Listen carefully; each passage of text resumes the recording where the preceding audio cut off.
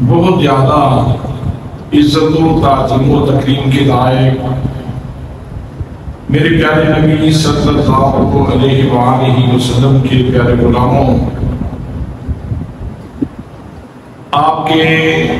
پڑوس میں ضلع سرگودا میں ایک خوبصورت شہر صدیوں سے آباد ہے، جس شہر کا نام ہیرا شریف ہے۔ اس شہر کو کئی اولیاء کاملین کا مسکن اور مدفن ہونے کا شرف حاصل ہے۔ اس وقت دنیا میں وہ شہر علم کے ایک مرکز کے نام پہ پہچانا جاتا ہے۔ ابھی مئی کی 12 تاریخ کو وہاں دارالعلوم محمدیہ غوثیہ، جو ایک بہت بڑا اہل سنت کا علمی مرکز ہے،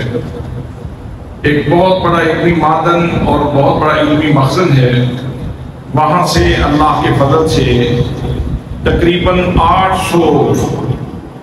علماء و عالمات فارغ ہوئے، یعنی 800 افراد کار جن کو دستار فضیلت سے اور ردائے فضیلت سے نوازا گیا، وہ یہ اعزاز لے کر معاشرے میں عملی زندگی گزارنے کے قابل ہوئے اور ان کو امت کے سپرد کر دیا گیا۔ نواب ضیاء الامت جسٹس پیر محمد کرم شاہ الازہری رحمۃ اللہ تعالیٰ علیہ کا امت کے لیے یہ بہت بڑا تحفہ ہے جو آپ نے امت محمدیہ کو عطا فرمایا۔ اس منبر کے اوپر میں ایک عرصہ سے جو خدمت دین سر انجام دے رہا ہوں، اگرچہ میرے اندر بہت ساری خامیاں ہیں، کمزوریاں ہیں، گناہگار ہوں، سیاہکار ہوں، جو کچھ بھی ہوں، لیکن یہ جو چند الفاظ آپ کے سامنے آ کے بولتا ہوں، آپ کو سناتا ہوں، تو یہ حقیقت میں نہیں بول رہا ہوتا، میری زبان میں ضیاء الامت حضرت جسٹس پیر محمد کرم شاہ الازہری رحمۃ اللہ تعالیٰ علیہ بول رہے ہیں۔ تو اسی طرح کتنی مساجد کے منبر ہیں پوری دنیا میں جن پر بیٹھ کر اللہ کے بندے حضور ضیاء الامت رحمۃ اللہ تعالیٰ علیہ سے فیض یافتہ، آپ کے مریدین، آپ کے شاگرد اس وقت دنیا میں عشق رسول صلی اللہ تعالیٰ علیہ وسلم کی سوغات بانٹ رہے ہیں۔ برادران اسلام، اللہ کریم نے ہمیشہ سے یہ کرم فرمایا کہ جب سے انسانیت کو پیدا کیا، تو اللہ کریم نے انسانیت کی رشد و ہدایت کے لیے 2 انتظام فرمائے۔ ایک انتظام تو انبیاء کرام کی صورت میں تھا اور دوسرا انتظام کتب اور صحائف کی صورت میں۔ انبیاء کرام تشریف لاتے رہے، لوگوں کو خدا بندے قدوس کی طرف بلاتے رہے، لوگوں کے سینوں کو نور ہدایت سے آباد کرتے رہے، لوگوں کی زمینوں کو اللہ کریم کی بارگاہ کے سجدوں سے آشنا کرتے رہے۔ کتابیں نازل ہوتی رہیں جن میں دستور زندگی تھا، جن میں منشور حیات تھا، وہ لوگوں کی زندگی سے غلاظتیں نکالتی رہیں اور ان کو لطافتوں کی طرف گامزن کرتی رہی، یہاں تک کہ پیغمبر اعظم حضرت احمد مجتبیٰ جناب محمد مصطفیٰ صلی اللہ علیہ وآلہ وسلم ختم نبوت کا تاج پہن کے تشریف لے آئے اور قرآن مقدس کو اللہ کریم نے خاتم الکتب کے طور پہ نازل فرمایا۔ اب نبی مقدم صلی اللہ تعالیٰ علیہ وسلم کے بعد کسی نبی نے نہیں آنا تھا۔ حضرت عیسیٰ علیہ السلام آسمان سے نزول فرمائیں گے، لیکن وہ بحیثیت نبی فریضہ ادا نہیں فرمائیں گے، وہ بحیثیت امت محمدی نبی پاک صلی اللہ تعالیٰ علیہ وسلم کے ایک امتی کی حیثیت سے ہدایت کا فریضہ سر انجام دیں گے. تو حضور صلی اللہ تعالیٰ علیہ وسلم کے بعد نہ کسی نبی نے آنا تھا اور نہ ہی کسی نئی وحی نے آنا تھا. اب اللہ کریم کو منظور یہ تھا کہ یہ تسلسل ہدایت کا یہ تو آگے چلنا ہے، یہ دودھ تو آگے بھی بانٹنا ہے، یہ ترسیل ہدایت کا سلسلہ تو آگے بھی چلنا تھا. تو حضور صلی اللہ تعالیٰ علیہ وسلم کے بعد اللہ کریم نے اس ترسیل ہدایت کے لیے جو انتظام فرمائے وہ 4 ہیں. پہلا انتظام تو یہ فرمایا کہ پہلی کتابیں جو تھیں ان میں تحریف ہوتی رہی، تبدیلی ہوتی رہی، لوگ ان میں اپنی طرف سے کچھ چیزیں اضافہ کر دیتے تھے اور اصلی چیزیں کتاب میں سے معاف کر دیتے تھے. لیکن قرآن مقدس کی حفاظت کا ذمہ اللہ نے اب خود اٹھا لیا.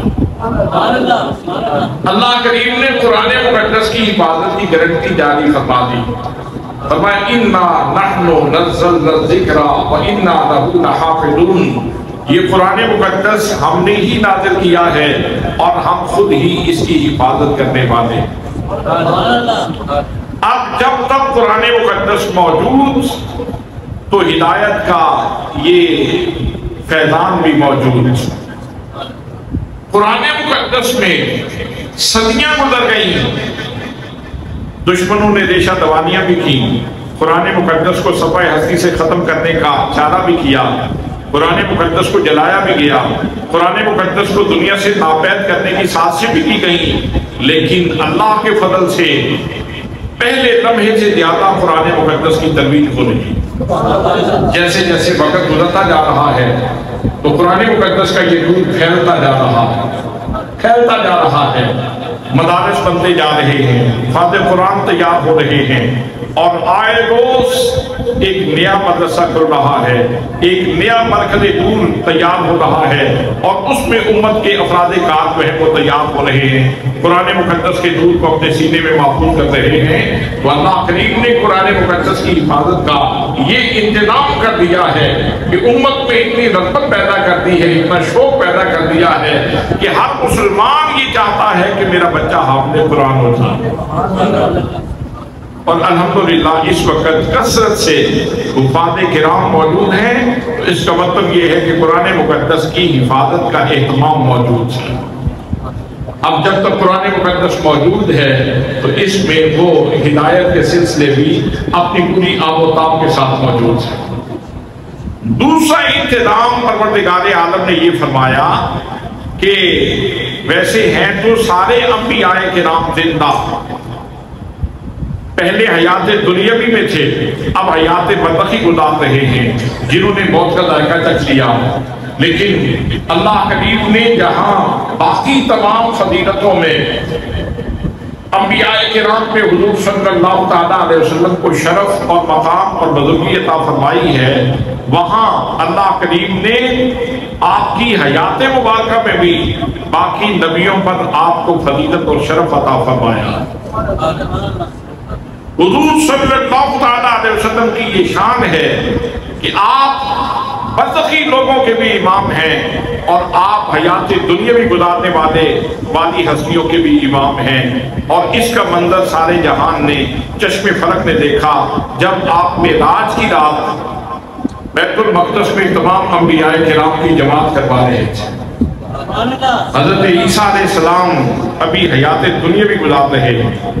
حضرت خضر علیہ السلام ابھی حیات دنیاوی گزار رہے ہیں، اور ایک روایت کے مطابق حضرت ادریس علیہ السلام بھی ابھی تک حیات دنیاوی گزار رہے ہیں. باقی انبیاء کرام وہ سب برزخی زندگی گزار رہے ہیں، انہوں نے موت کا ذائقہ چکھ لیا ہے. لیکن بیت المقدس میں جتنے انبیاء کرام تھے، چاہے کوئی حیات دنیاوی گزار رہا ہو یا حیات برزخی گزار رہا ہو، سارے انبیاء کرام پیچھے کھڑے تھے اور آمنہ کا لال مصلی امامت پہ کھڑا تھا. تو اس کا مطلب یہ ہوا کہ نہ برزخی زندگی میں کوئی ہستی ایسی ہے کہ جس کا مقام حضور صلی اللہ تعالیٰ علیہ وسلم سے زیادہ ہو، اور نہ ہی حیات دنیاوی گزارنے والوں میں کسی کا یہ مقام ہے کہ وہ حضور صلی اللہ تعالیٰ علیہ وسلم کی برابری کر سکے۔ تو حضرات محترم، اس لحاظ سے اللہ کریم نے اپنے محبوب صلی اللہ تعالیٰ علیہ وسلم کو ایسی حیات جاودانی عطا فرمائی ہے کہ میرے آقا کریم صلی اللہ تعالیٰ علیہ وسلم کل بھی تزکیہ نفس فرماتے تھے اور آج بھی لوگوں کا تزکیہ نفس فرماتے ہیں۔ کل بھی مشکلیں آسان ہوتی تھی لوگوں کی، آج بھی مشکلیں آسان ہوتی ہیں۔ کل بھی لوگ زیارت سے شاد کام ہوتے تھے اور آج بھی شاد کام ہوتے ہیں۔ فرق صرف یہ ہے کہ پہلے عام و خاص سب کو زیارت ہوتی تھی اور اب صرف خاص لوگوں کو زیارت ہوتی ہے، اب صرف خاص لوگوں کو زیارت ہوتی ہے۔ لیکن حضور صلی اللہ تعالیٰ علیہ وسلم کا فیضان کل بھی بڑھ رہا تھا اور حضور کا فیضان آج بھی بڑھ رہا ہے۔ اس کی ایک مثال یہ سمجھ لیں کہ اعلیٰ حضرت فاضل بریلوی رحمۃ اللہ تعالیٰ علیہ جب مدینہ طیبہ میں حاضر ہوئے تو مدینہ طیبہ میں جا کے انہوں نے یہ نعت پیش کی، بسوے لالہدار پھرتے ہیں، بسوے لالہدار پھرتے ہیں۔ سینے میں ایک خواہش تھی اور وہ یہ تھی کہ حضور صلی اللہ تعالیٰ علیہ وسلم کے در اقدس پہ آیا ہوں کہ کاش میری آنکھوں کی پتلیاں نواز دی جائیں، کاش مجھے زیارت کا شرف حاصل ہو جائے۔ تو پھر اس لگن کو، اس تڑپ کو لے کر، اس درد کو لے کر، اس شوق کو لے کر یہ کہہ رہے ہیں وہ تو سوئے لالا زار پھرتے ہیں اور تم تو، تیری کیا حیثیت اوقات ہے۔ لیکن پھر ساتھ ہی امید کا شعر بھی بولتے ہیں، فرماتے ہیں وہ سوئے لالا زار پھرتے ہیں، تیرے دن میں بہار پھرتے ہیں، تیرے دن میں بہار پھرتے ہیں۔ یعنی بہار جب آتی ہے تو پھر ہر جگہ پہ پھول کھلتے ہیں، اور بہار جب تیرے دن پھریں گے اور بہار میری جانب متوجہ ہوگی تو پھر کرم میرے اوپر بھی ہو جائے۔ یہ امید کا جو ہے وہ اظہار کر رہے ہیں کہ کبھی تو بہار پھرے گی اور ہم بھی زیارت سے شاد کام ہوں گے، لیکن ساتھ پھر اپنی کم آئے گی اور اپنی کمزوری کا اعلان کرتے ہوئے کہتے ہیں، کوئی کیوں پوچھے تیری بات رضا، کوئی کیوں پوچھے تیری بات رضا، تجھ سے کتے ہزار پھرتے ہیں، تجھ سے کتے ہزار پھرتے ہیں۔ دوستان محترم، جب اعلیٰ حضرت فاضل بریلوی رحمۃ اللہ تعالیٰ علیہ نے عاجزی کا اظہار کر دیا، عاجزی کے اوج پہ پہنچ گئے، کمال عاجزی کر دی، تو نبی مکرم صلی اللہ تعالیٰ علیہ وسلم کا دریائے رحمت معجزن ہوا، اور پھر کرم یہ ہو گیا کہ اعلیٰ حضرت کو جاگتے ہوئے نبی کریم صلی اللہ تعالیٰ علیہ وسلم کا دیدار ہو گیا۔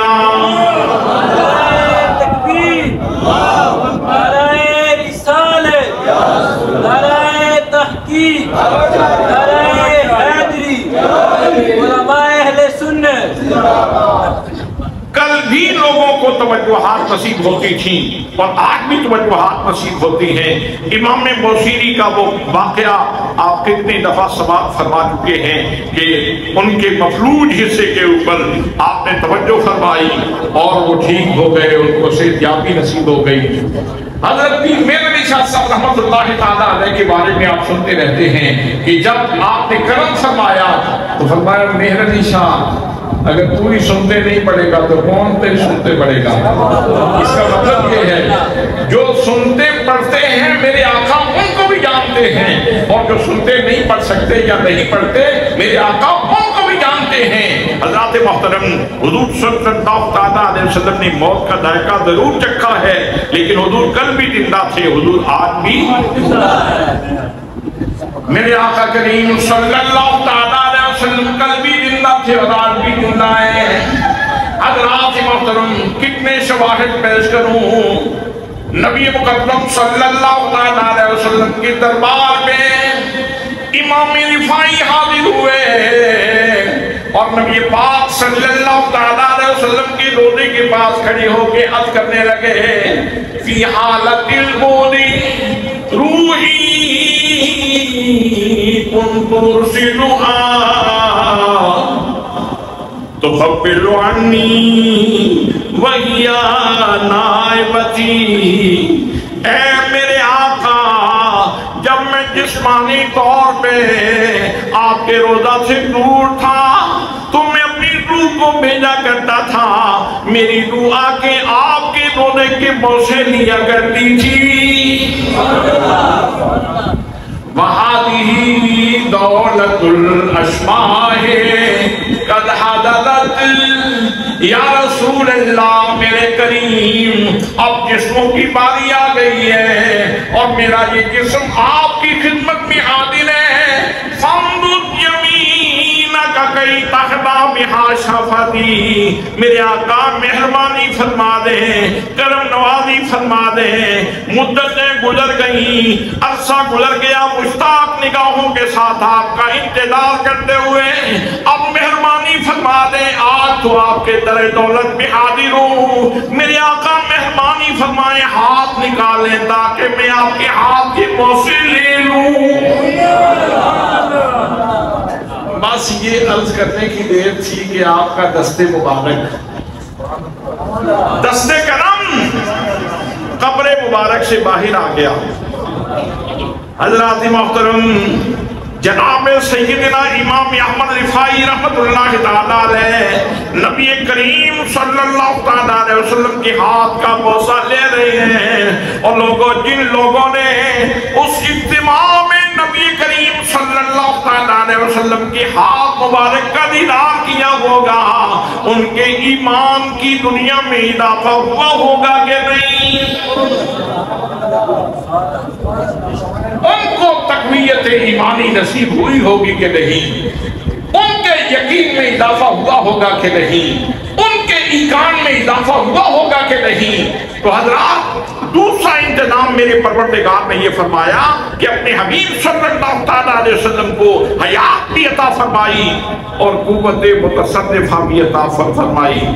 آپ کل بھی اپنے امتیوں کو نوازتے تھے اور آج بھی اپنے امتیوں کو نوازتے ہیں۔ اسی لیے تو اعلیٰ حضرت فاضل بریلوی رحمت اللہ تعالیٰ علیہ بڑے یقین کے ساتھ اعلان کرتے ہیں، تو زندہ ہے واللہ،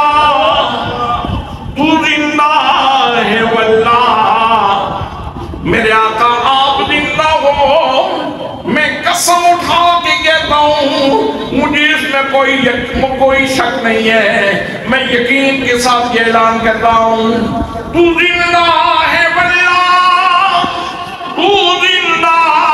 ہے واللہ، میرے چشم عالم سے چھپ جانے والے، میرے چشم عالم سے چھپ جانے والے، چمک تجھ سے پاتے ہیں سب پانے والے، میرا دل بھی چمکا دے چمکانے والے۔ نعرہ تکبیر، نعرہ رسالت،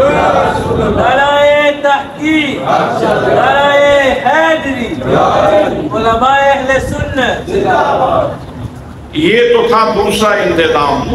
اللہ نے ہدایت بانٹنی تھی، نور بانٹنا تھا، اپنی رحمت کے سلسلے بانٹنے تھے، تو اپنے نبی کو قوت متصرفہ عطا فرمائی کہ میرے محبوب آج بھی لوگوں کو نوازتے رہو، ان کے اوپر کرم فرماتے رہو، اور یہ اللہ کا وعدہ ہے اپنے محبوب کے ساتھ وَلَلْآخِرَةُ خَيْرٌ لَكَ مِنَ الْأُولَىٰ، میرے محبوب تیری ہر آنے والی گھڑی پہلی گھڑی سے بہتر ہو۔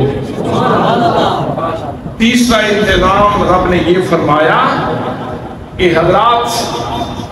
سیرت و سنت کو، قرآن اور سنت کو آپس میں باندھ دیا۔ جب تک قرآن محفوظ رہے گا تو حضور صلی اللہ تعالیٰ علیہ وسلم کی سنت بھی محفوظ رہے گا۔ والضحیٰ جب پڑھا جائے گا چہرہ مصطفیٰ کا تذکرہ باقی ہے کہ نہیں؟ واللیل جب پڑھا جائے گا تو زلف عنبری کا ذکر موجود ہے کہ نہیں؟ والنجم اذا ہوا جب محبوب صلی اللہ تعالیٰ علیہ وسلم کی شان میں یہ پڑھا جائے گا تو حضور صلی اللہ تعالیٰ علیہ وسلم کا اللہ کے حضور حاضر ہونا اس کا ذکر کیا جائے گا کہ نہیں؟ واللہ کریم نے قرآن اور سنت کا آپس میں ایسا رشتہ قائم کر دیا ہے کہ جتنی دیر تک سنت محفوظ نہ ہو، سیرت محفوظ نہ ہو، قرآن پاک کی سمجھ نہیں آ سکتی۔ یہی وجہ ہے کہ امت نے جہاں قرآن مقدس کو محفوظ کرنے کا انتظام کیا ہے وہاں ساتھ ہی ساتھ سنت نبوی کو اور فرمان نبوی کو محفوظ کرنے کا بھی انتظام کیا۔ اس کے لیے باقاعدہ فن ایجاد ہوا ہے اسماء الرجال کا، اور لوگوں کو پرکھنے کا، ان کے اوپر نقد و جرح کرنے کا کہ کون عادل ہے، کون جو ہے وہ ضابط ہے، کس کے اندر کتنی صلاحیت ہے، کس کو فاسق کہا جائے، کس کے اوپر اعتماد کرنا ہے اور کس صحابی کے اوپر اعتماد نہیں کرنا۔ حضرات محترم باقاعدہ کتنے فنون ایجاد ہو گئے اس وجہ سے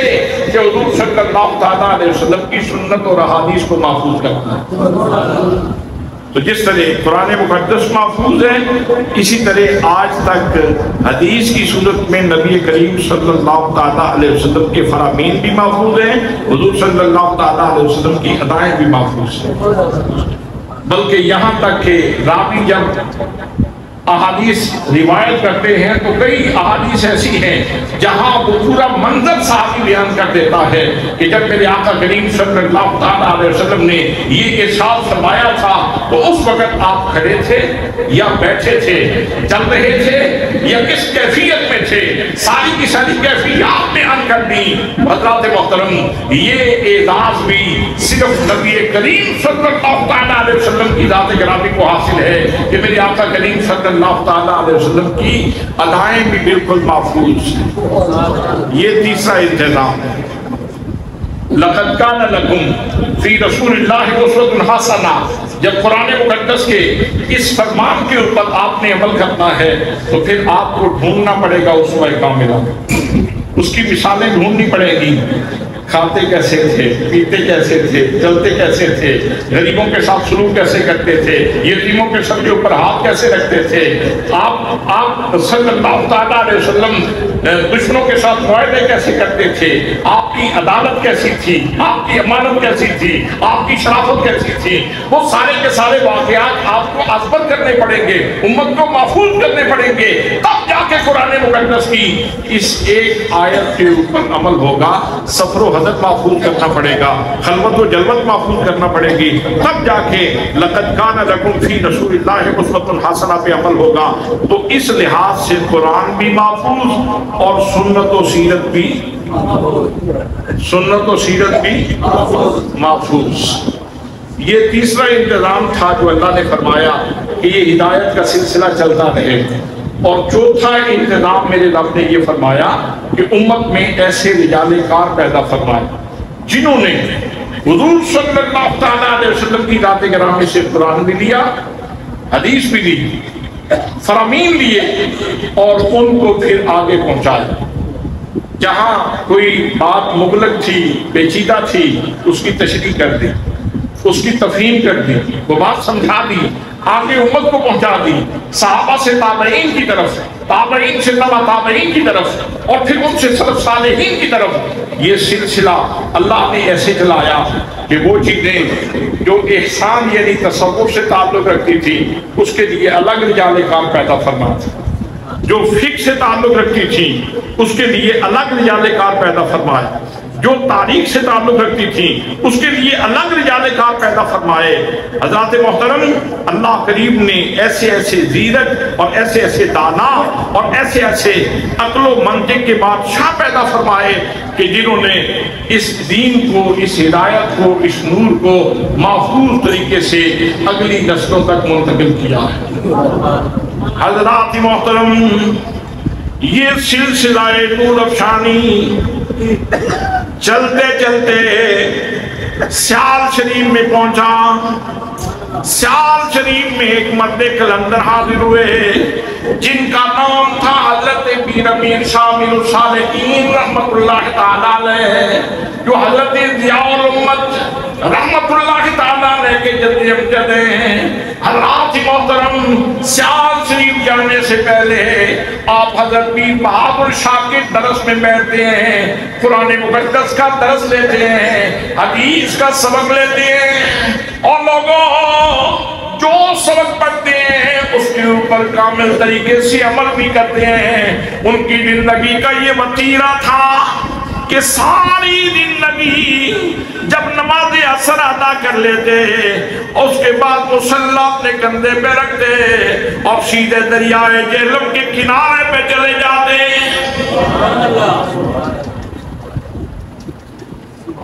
کس لیے جاتے تھے؟ ہے عاشقی میں رسم الگ سب سے بیٹھنا، اقبال کہتا ہے عاشقی میں رسم الگ سب سے بیٹھنا، بتخانہ بھی حرم بھی کلیسا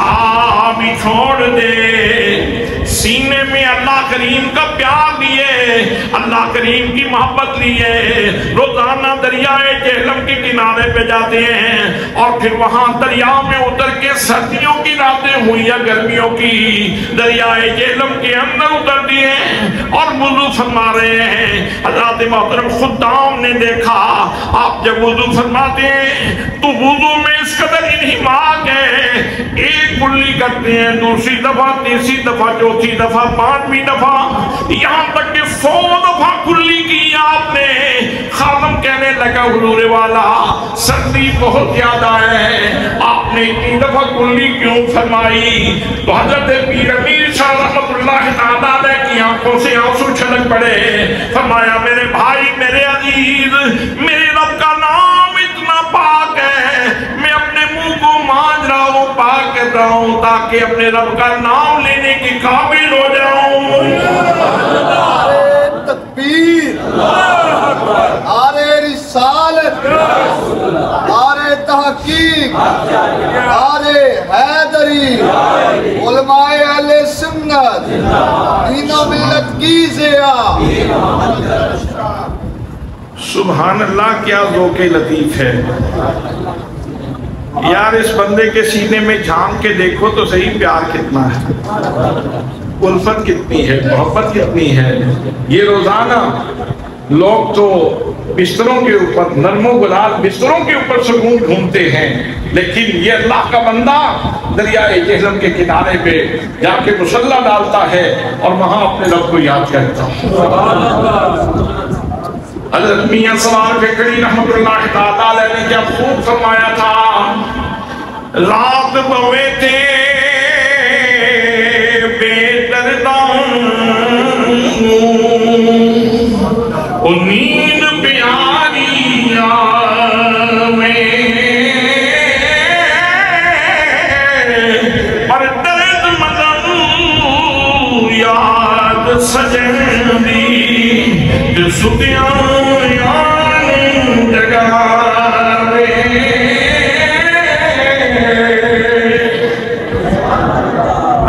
کچھ تو وہ لوگ ہیں جو سو جاتے ہیں پھر جاگ جاتے ہیں، پھر اپنے رب کو یاد کرتے ہیں، لیکن یہ اللہ کا بندہ کیسا بندہ ہے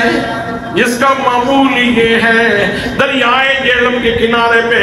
روزانہ مصلی ڈالتے ہیں، روزانہ اپنے رب کے نام کا وظیفہ جپتے ہیں۔ اور میرے دوستوں، نماز میں کھڑے ہو کے میں بھی کہتا ہوں، آپ بھی کہتے ہیں وَتَبَارَكَ اسْمُكَ،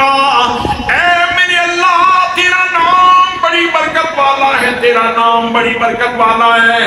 اگر اس کے اوپر یقین ہو تو کبھی نہ کبھی اللہ کے نام کی برکتیں حاصل ہو جاتی ہیں، اور جب اللہ کے نام کی برکت حاصل ہو جائے تو زندگی کا نقشہ بدل جاتا ہے۔ ہماری تو دعائیں بعض مسائل کی وجہ سے در اجابت تک نہیں پہنچتی، در قبولیت تک نہیں پہنچتی۔ اس میں سب سے بڑا مسئلہ اس دور میں رزق حلال کا ہے۔ رزق حلال بہت بڑا مسئلہ ہے۔ میرے کریم آقا صلی اللہ تعالیٰ علیہ وسلم نے ارشاد فرمایا، جو بندہ ایک لقمہ حرام کا کھا لیتا ہے 40 دن تک اس کی دعا قبول نہیں ہوتی۔ اطباء نے، میڈیکل سائنس کے لوگوں نے اس کے اوپر تحقیق کی، انہوں نے کہا اس میں وجہ یہ ہے کہ انسان کے جسم کے اندر جو لقمہ جاتا ہے اس سے جو خون پیدا ہوتا ہے وہ 40 دن تک انسان کی رگوں میں گردش کرتا رہتا ہے۔ تو جب تک رگوں میں حرام کا خون باقی ہوگا، حرام غذا کا، حرام لقمے کا، اتنی دیر تک دعا قبول نہیں ہوتی۔ حضرات محترم، آج ہماری دعاؤں کی قبولیت میں یہ ایک بہت بڑا مسئلہ ہے۔ کتنا بچنے کی کوشش کریں، اگر کرنٹ اکاؤنٹ میں بھی پیسے رکھیں تو سود، بینک تو سودی کاروبار پھر بھی کر رہا ہے۔ ہر درجہ احتیاط ہے، ہر درجہ احتیاط ہے کہ آپ کرنٹ اکاؤنٹ کھلواتے ہیں، آپ سود والا اکاؤنٹ نہیں کھلواتے، لیکن کرنٹ اکاؤنٹ میں پیسہ تو آپ کا سود بینک کے پاس پڑا ہے اور بینک تو اس سے سودی کاروبار کر رہا ہے۔ بہت مشکل ہو گیا ہے بچنا۔ اور پورے قرآن و حدیث کے لٹریچر کو پڑھ لیں تو 2 جگہوں پہ اللہ نے انسان کو اعلان جنگ کیا ہے۔ ایک مقام اللہ کے ولیوں سے عداوت رکھنے والے کو، دشمنی کرنے والے کو میرے رب نے حدیث قدسی میں ارشاد فرمایا، من عادی ولیا فقد آذنتہ بالحرب، جس نے میرے ولی سے عداوت کی میں اسے اعلان جنگ کرتا ہوں۔ اور دوسرے سود کھانے والوں کو اللہ نے قرآن میں اعلان جنگ کیا، فرمایا فاذنوا بحرب من اللہ، سود کھانے والوں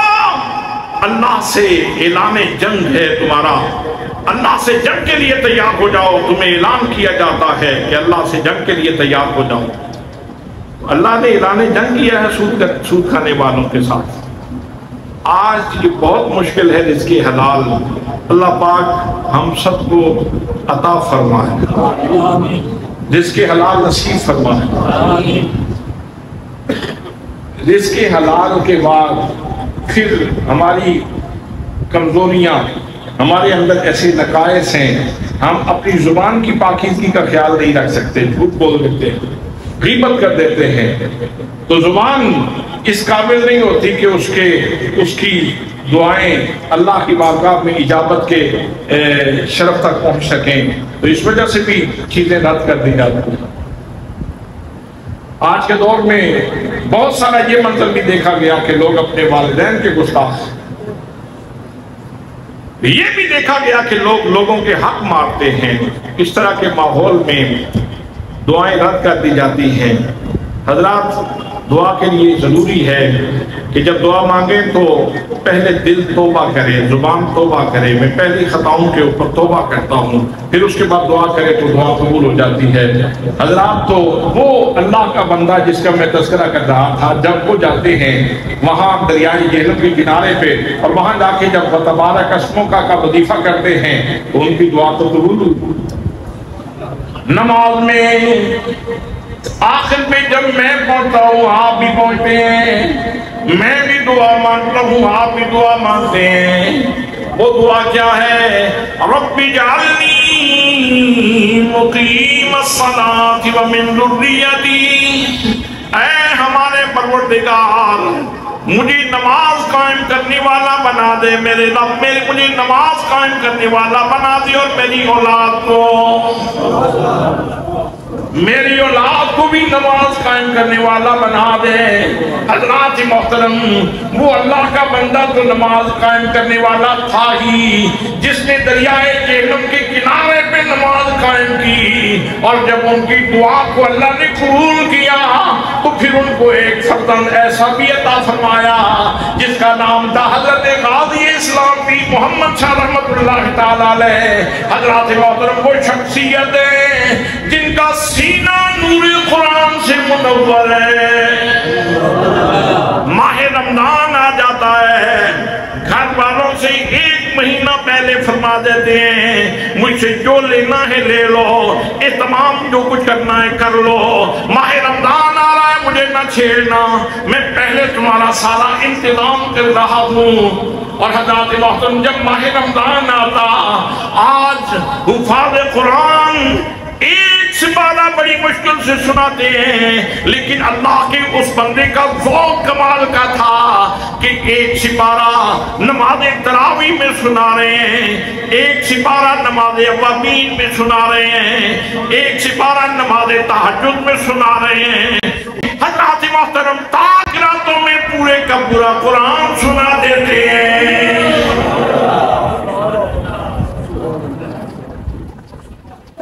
روزانہ کی بنیاد پہ ایک سپارے کے حساب سے 30 روزے قرآن مکمل، اوابین میں ایک سپارہ،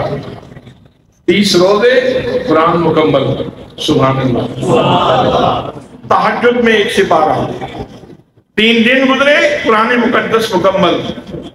اور تاک راتوں میں پھر قرآن مقدس۔ آپ دیکھیں کہ کتنا اللہ کریم نے اپنے اس بندے کو ذوق عطا فرمایا ہے، کتنا ذوق عطا فرمایا ہے۔ اور صرف قرآن مقدس پڑھنے کا ہی ذوق نہیں، ساتھ ایک اور ذوق بھی ہے۔ خود مصلی ڈال لیتے ہیں اور بیٹے کو بستہ دے کے بٹھا دیتے ہیں، اللہ کی بارگاہ میں خود نوافل ادا کر رہے ہیں، اور نوافل ادا کرنے کے بعد پھر آنکھوں سے آنسو بہتے ہیں، اور ایک امنگ ہے، ایک آرزو ہے، ایک طلب ہے، وہ یہ ہے ہاتھ اٹھا اٹھا کے اپنے رب کی بارگاہ میں سوال کرتے ہیں، یا اللہ میرے بیٹے محمد کرم شاہ کو اپنے دین کی خدمت کے لیے قبول فرما لے، میرے بیٹے محمد کرم شاہ کو اپنے دین کی خدمت کے لیے قبول فرما لے۔ سبحان اللہ، سبحان اللہ۔ میں پڑھ رہا تھا ابھی حضرت ضیاء الامت جسٹس پیر محمد کرم شاہ الازہری رحمت اللہ تعالیٰ علیہ کی عمر چھوٹی تھی، تو ایک دن دادا حضور کے ساتھ پیر امیر الصالحین رحمت اللہ تعالیٰ علیہ کے ساتھ دریائے جہلم میں پہنچے، تو حضور امیر الصالحین عبادت میں مشغول ہیں، فارغ ہوئے تو یہ اپنی معصومانہ ادا سے پاس بیٹھے ہوئے کہنے لگے، دادا جان میں چاہتا ہوں کہ باغ لگاؤں، میں چاہتا ہوں کہ باغ لگاؤں۔ دادا حضور بھی فہم و فراست کا استعارہ تھے، فرمانے لگے او میرے بیٹے، دین کا باغ لگانا چاہتے ہو یا دنیا کا باغ لگانا چاہتے ہو؟ حضرات محترم اس معصوم بچے نے اپنے دادا کو جواب دیا، میری دادا جان میں دین کا باغ لگانا چاہتا ہوں۔ حضرات محترم وہ قبول ہو گئی، دعا قبول ہو گئی، آرزو بارے اجابت تک پہنچ گئی، اللہ کریم نے شرف قبولیت عطا فرمایا۔ آج بھیرا شریف میں دیکھو ضیاء الامت کا دین کا باغ لگا ہوا ہے۔ نعرہ تکبیر، نعرہ رسالت، نعرہ تحقیق، نعرہ حیدری، دین و ملت کی ریا، دین و ملت کی ریا۔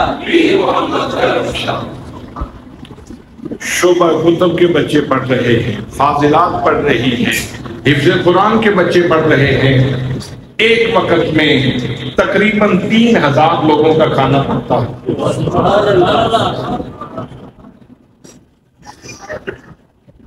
بہت سارے لوگ ہیں نیکی کا کام کرنے والے، کوئی نلکے لگاتا ہے، کوئی کنویں کھدواتا ہے، کوئی راستوں کے اوپر مسافر خانے بنوا دیتا ہے کہ لوگوں کے سروں کے اوپر سایہ رہے، کسی نے کہیں پناہ لینی ہے تو پناہ لے لے، لیکن حضرات یہ اپنی اپنی قسمت ہے، نیکی کا جو بھی کام کرے قابل تحسین ہے، قابل تعریف ہے، لیکن یہ کتنا بڑا کام ہے۔ قرآن مقدس پڑھنے والے بچے قرآن پڑھ رہے، علم دین سیکھنے والے بچے علم دین سیکھ رہے ہیں، بچیاں زیور تعلیم سے آراستہ ہو رہی ہیں، اور ان سب کے لیے اہتمام کرنے والا کون ہے؟ نہ کھانے کا کوئی خرچہ، نہ تعلیم کا کوئی خرچہ، نہ رہائش کا کوئی خرچہ۔ آج کے اس مہنگائی کے دور میں اتنے لوگوں کی کفالت کا انتظام کیا جا رہا ہے۔ یہ ٹھیک ہے کہ اللہ کے بندے اس میں ڈونیشن دیتے ہیں، لیکن کوئی قابل اعتماد ہو تو اس کی بات کے اوپر اعتماد کیا جاتا ہے۔ اللہ کا فضل ہے، اللہ کا کرم ہے۔ ابھی میں جیسے عرض کر رہا ہوں 800 علماء و عالمات اگلے دن 12 تاریخ کو فارغ ہوئے۔ سبحان اللہ۔ اب جہاں کوئی عالم دین بیٹھے گا وہاں وہ اللہ رسول کی بات کرے گا، جہاں کوئی عالمہ بیٹھے گی وہاں وہ اللہ رسول کی بات کرے گی۔ وہ گھر سنور گیا، وہ فیملی سنور گئی جس میں ایک یہ دین کا طالب علم یا دین کی طالبہ پہنچ گئی۔ حضرات محترم، ہمارے مرشد کریم حضور دیوان کریم حضرت قبلہ پیر محمد امین الحسنات شاہ صاحب موجودہ سجادہ نشین دربار شریف کے، ان کے پاس ایک بندہ آیا، آ کے کہنے لگا حضور آپ کا شکریہ، آپ کی مہربانی، آپ کی عنایت، آپ نے بڑا کرم کیا۔ آپ فرمانے لگے وضاحت کرو مجھے کس بات کا شکریہ ادا کر رہے ہیں؟ کہنے لگا جی آپ کا بہت شکریہ، جی آپ کی بڑی عنایت۔ آپ نے فرمایا بتاؤ بھی صحیح ماجرا کیا ہے، یہ کس بات کا شکریہ ادا کر رہے ہو؟ تو وہ کہنے لگا، اس کی آنکھوں میں آنسو تیرنے لگے، کہنے لگا حضور والا میں نے اپنی بیٹی کو آپ کی ادارہ میں داخل کروایا، اگلے دن بیٹی جب چھٹی پہ گئی، رات کو جب میں واش روم کے لیے اٹھا میں نے دیکھا کہ بیٹی کے کمرے میں لائٹ جل رہی ہے۔ میں پریشان ہو گیا کہیں بیٹی بیمار تو نہیں۔ میں نے جا کے اس کا کمرہ ناک کیا، دیکھا کمرہ کھلا ہوا ہے۔ جب میں دروازہ کھولتا ہوں پیر صاحب میری آنکھیں چھلک گئی، میں حیران ہوا کہ ہم سارا خاندان سوئے ہوئے ہیں اور میری بیٹی نے مصلی بچھایا ہوا ہے اور مصلی پہ بیٹھ کے اپنے رب کے حضور عرض کر رہی ہے یا اللہ میری والدین کے گناہوں کو معاف فرما دے۔ اس سے پہلے ہمارے گھر میں کوئی بندہ تلاوت نہیں کرتا تھا، کوئی بندہ نماز نہیں پڑھتا تھا۔ کس دن سے بیٹی کا یہ احوال نامہ میں نے دیکھا ہے، میں نے سارے گھر کو صبح اکٹھا کر دیا۔ میں نے کہا کم وقتوں ساری رات سوئے رہتے ہیں، غفلت میں پڑے رہتے ہیں، اور یہ بیٹی ابھی کل مدرسے میں گئی اور آج یہ دعائیں مانگ رہی ہے کہ یا اللہ میرے والدین کے اوپر کرم فرما، اس گھر کے لیے یہ خیر مانگ رہی ہے۔ اگر یہ خیر کا فرشتہ ہمارے گھر میں آ ہی گیا ہے تو اب اس گھر کا نقشہ بدلنا چاہیے۔ وہ بندہ کہنے لگا حضرت پہلے ہمارے گھر میں کوئی بندہ نماز نہیں پڑھتا تھا، اب سارے نماز پڑھتے ہیں۔ پہلے کوئی بندہ تلاوت نہیں کرتا تھا، اب سارے گھر کے افراد تلاوت کرتے ہیں۔ ایک بیٹی کے آنے سے گھر کا نقشہ بدل گیا۔ میرے دوستوں، میرے بھائیوں، حضرت ضیاء الامت جسٹس محمد کرم شاہ الازہری رحمت اللہ تعالی علیہ نے ایسا باغ لگایا ہے۔ کتنا عرصہ تو مجھے بھی ہو گیا آپ کو اللہ کی باتیں سناتے ہوئے اور اللہ کے رسول کی نعتیں سناتے ہوئے اور یہ کہتے ہوئے میری عمر مدینے بیچ بیانی، میری عمر مدینے بیچ بیانی، تصویر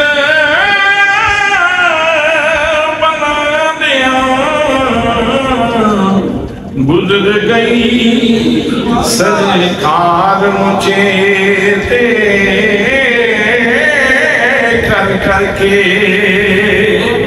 سرکار مجھے کر کر کے میری نیل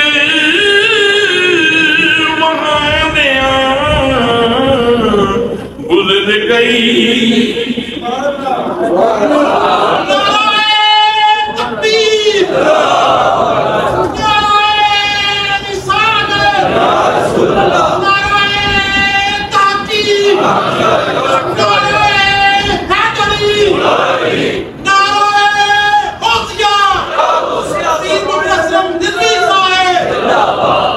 میں تو مڈل پاس گیا تھا میرے بھائیوں بزرگوں دوستوں عزیزوں مڈل پاس سمجھ نہیں تھی شعور نہیں تھا تو جب سے وہاں پہنچے اس ٹکسال میں اس اللہ کے بندے کے پاس جا کے بیٹھے اس کی خوشبوؤں نے یہ کرم کیا اس کی صحبت نے یہ کرم کیا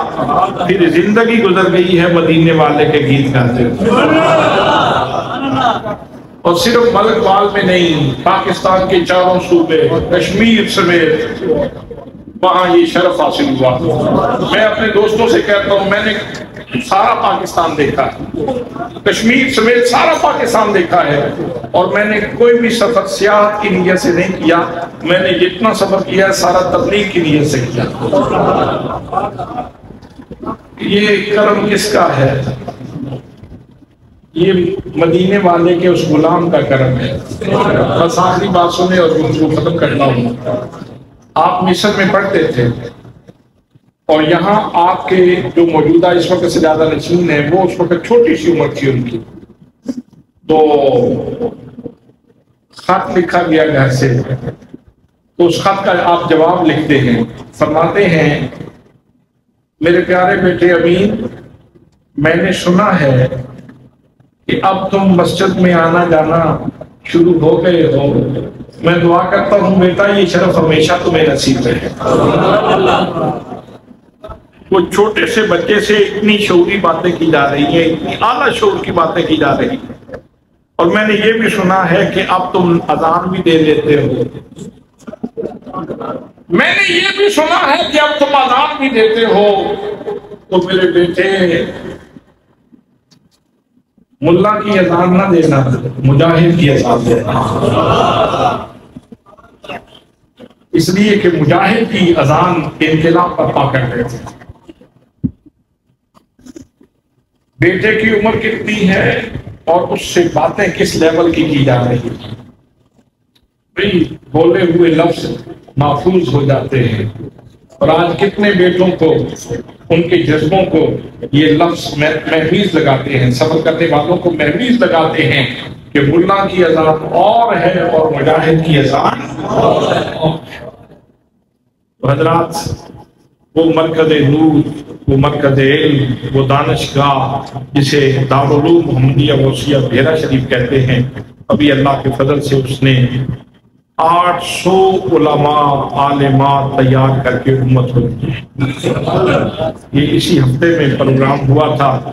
میں نے سوچا آپ مصروف بہت ہیں آپ میں سے شاید ہی کوئی وہاں گیا ہو کلکت تو بہت تھی کانوکیشن تو بہت بڑا تھا افرادی قوت تو بہت زیادہ تھی لیکن آپ کیونکہ مصروف ہے ہو سکتا ہے کوئی دوست گئے ہوں کچھ نہ بھی جا سکے ہوں تو میں نے کہا ہم یہیں آج کانوکیشن کر لیتے ہیں اور آج وہ پیغام محبت میں آپ کی خدمت میں یہیں پہ پیش کر دیتا ہوں دعا ہے کہ اللہ کریم ہمیں وہ شعور زندگی عطا فرمائے کہ جو ہمیں اللہ کا بندہ اور رسول کریم صلی اللہ تعالیٰ علیہ وسلم کا سچا امتی بنا دے